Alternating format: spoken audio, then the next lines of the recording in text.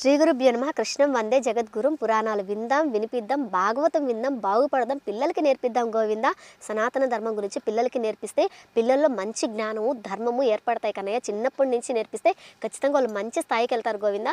ఇప్పుడు భాగవతంలో ఒక విషయం తెలుసుకుందాము కన్నయ్య. దేవకి చాలా గొప్పది కదా, అంతటి పరమాత్మని గర్భంలో మోసింది అంటే ఎంతో గొప్ప కదా. మరి అలాంటావా ఎందుకని జైలు శిక్ష అనుభవించింది అనేసి అంటే, ఒకనొకప్పుడు కశ్యప ప్రజాపతి ఈ వసుదేవుడు ఆయన ఒకనొకప్పుడు కశ్యప ప్రజాపతిగా ఉన్నప్పుడు దితి అతిథి అని ఆయనకి ఇద్దరు భార్యలు ఉన్నారు.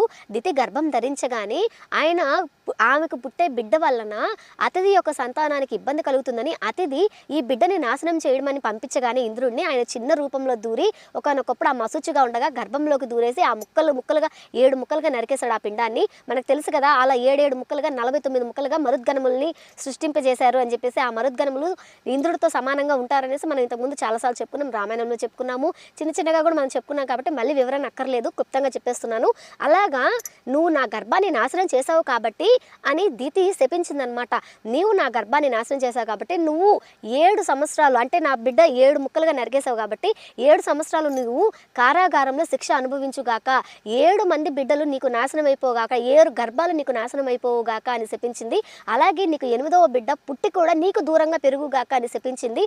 ఆ కారణం వల్లనే ఈమె ఇన్నాళ్ళు కారాగారంలో శిక్ష అనుభవించింది. ఎంతటి గొప్పవాడైనా సరే, ఎంతటి పరమాత్ముడైనా సరే, ఎంతటి వాడైనా సరే కర్మని ఎవ్వరూ మార్చలేరు, కర్మ ఎవరిని విడిచిపెట్టదు గోవింద.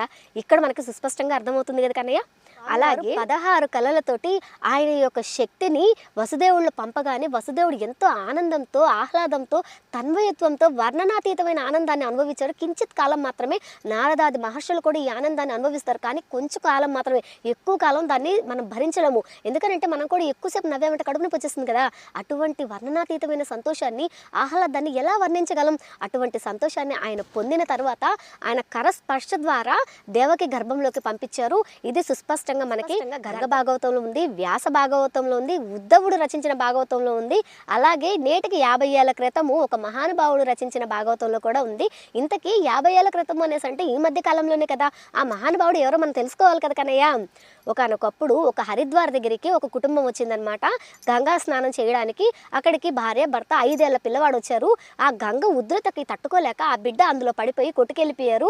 పాపం తల్లిదండ్రులు ఇద్దరు బాధపడుతూ వెళ్ళిపోయారు. కొన్ని సంవత్సరాల తర్వాత వాళ్ళు మళ్ళీ కాశీకి వచ్చి ఒక మహానుభావుడిని కలిసి మా బిడ్డ ఇలా మాకు దూరం అయిపోయారు అనగానే అప్పుడు ఆయన అంటారు, సరే మీ బిడ్డ మీకు దూరం అయిపోయారు, మీరు చాలా బాధపడుతున్నారు కదా, మీ బిడ్డని మీకు తిరిగి ఇస్తే మీరు దైవ సేవకు ఇస్తారా అనేసి అంటే ఖచ్చితంగా ఇస్తాము, ఎందుకంటే దైవ సేవ కన్నా గొప్పది ఏముంది, మాకు ఆ బిడ్డ బ్రతుకున్నాడని తెలిస్తే చాలు అనేసి అన్నారు. అప్పుడు ఒక మహానుభావుడు చూపించగానే వాళ్ళందరూ బుర్ర గిర్రం తిరిగేసింది, ఈయన మా బిడ్డ అనేసి అన్నారు.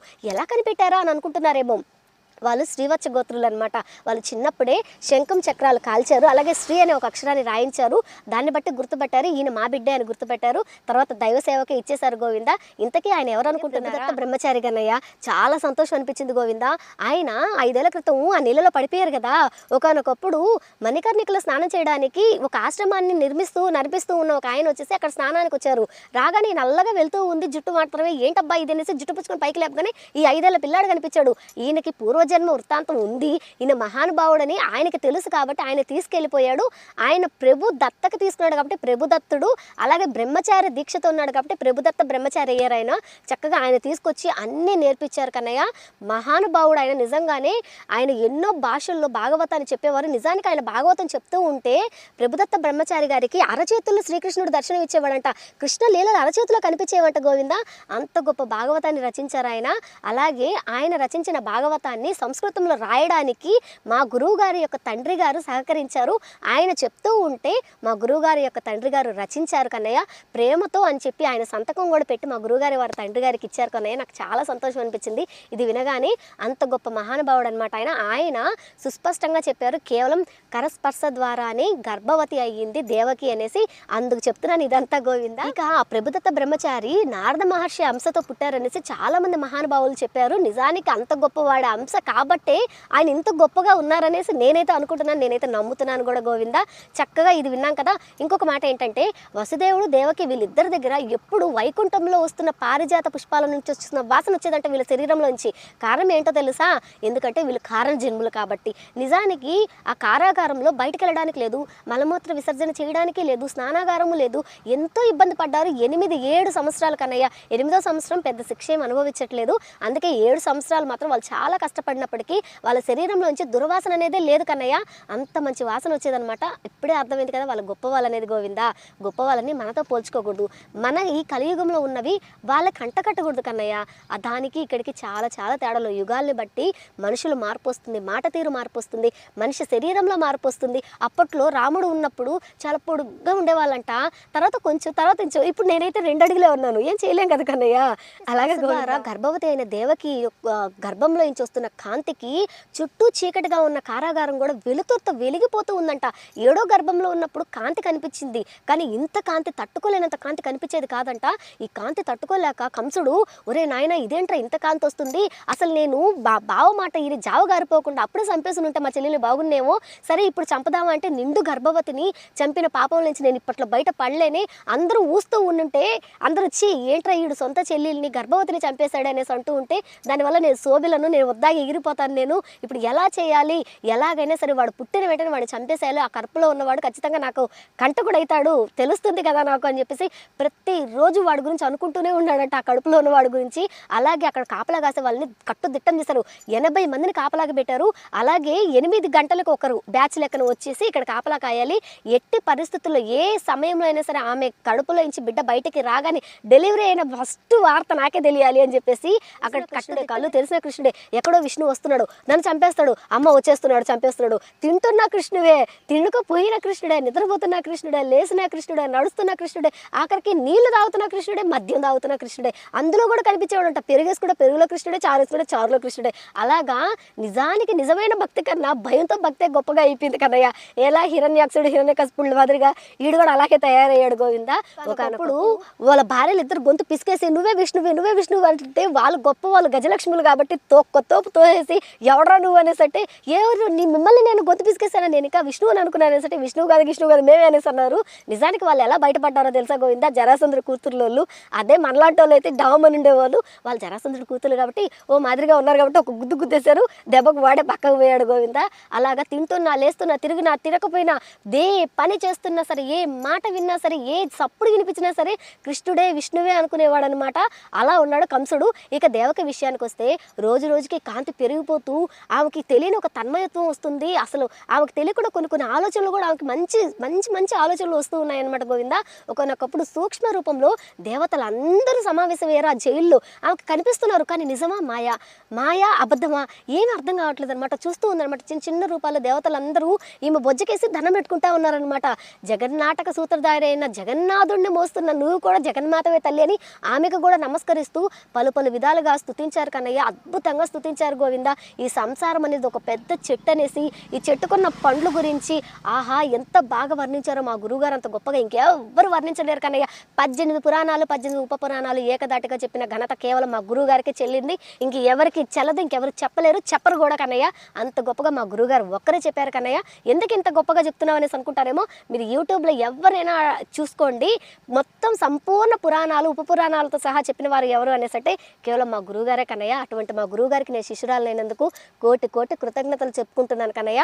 ఇక విషయానికి వస్తే అంత గొప్పగా దేవతలందరూ ఆమెను నమస్కరిస్తూ ఉంటే నిజమా అబద్ధమా తెలియకుండా అద్భుతమైన స్తోత్రాలు చేసిన తర్వాత దేవతలందరూ అదృశ్యమైపోయారు. ఆ తర్వాత ఆమెకు మాత్రమే కనిపించారు కాబట్టి ఆమె కూడా చాలా ఆనందపడింది. కానీ ఏం చెప్పలేకపోతుంది, ఆమె సంతోషాన్ని వ్యక్తపరచలేకపోతూ ఉంది గోవిందా. ఒకానొకప్పుడు రోహిణి నక్షత్రంలో అష్టమి నాడు స్వామివారు ప్రకృతి మొత్తం ప్రశాంతంగా ఉంది. చక్కటి చల్లటి గాలి వస్తుంది, మంచి సువాసన వస్తుంది, పండ్లు మగ్గిన వాసన వస్తుంది. అంత అద్భుతంగా ఉంది వాతావరణం, మొత్తం ఆనందంగా ఆహ్లాదకరంగా ఉంది. అటువంటప్పుడు స్వామివారు జన్మించారు కన్నయ్య. మా గురువుగారు ఇక్కడైతే రెచ్చిపోయారు గోవింద. ఎలా చెప్పారు అసలు, అబ్బా నాకు వింటుంటేనే ఆనందం అనిపించేసింది అనమాట.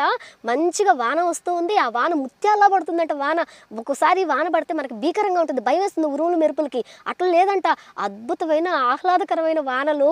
అటువంటి ప్రకృతిలో స్వామివారు జన్మించగానే విరాట్ రూపాన్ని వసుదేవుడికి చూపిగానే వసుదేవుడు ఆనందపడిపోయి తన్మయత్వంతో కన్నీళ్లు కార్చుకుంటూ స్వామివారిని చూస్తే నేను ఒక అల్పుణ్ణి, నాకు అసలు దేనికి పనికిరాని వాడిని, అటువంటి నాకు నీ విరాట్ రూపాన్ని దర్శనం ఇచ్చావు స్వామి. నేను ఇంతకుముందు నిన్ను స్మరించాను, కేవలం దుఃఖంతోనే స్మరించాను, నిన్ను ప్రేమతో స్మరించలేకపోయాను. నిజానికి నాకు ఈ దుఃఖమే సంతోషంగా ఉంది. దుఃఖంలో ఉన్నవాడే మనిషి ఎప్పుడైనా ఈశ్వరుని పట్టుకుంటాడు, సుఖంలో ఉన్నవాడు ఈశ్వరుని వదిలేస్తాడు. నేను అలా చేయకుండా ఎప్పుడు నాకు దుఃఖాన్ని ప్రసాదించు, నిన్ను స్మరించుకునే అదృష్టాన్ని నాకు ప్రసాదించు స్వామి.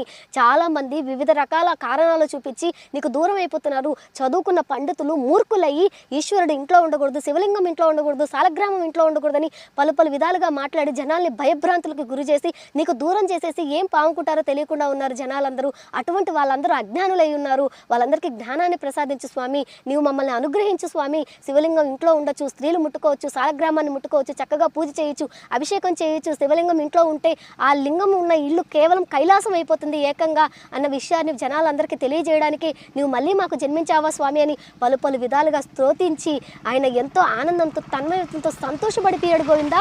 కొంతసేపు తర్వాత దేవకి కూడా లేచింది. కళ్ళు చిన్నగా వెప్పదీసి స్వామివారిని చూసింది. అంత విరాట్ రూపం మళ్ళీ బుడ్డి రూపం అయిపోయి 4 చేతులతో దర్శనం ఇచ్చారనమాట.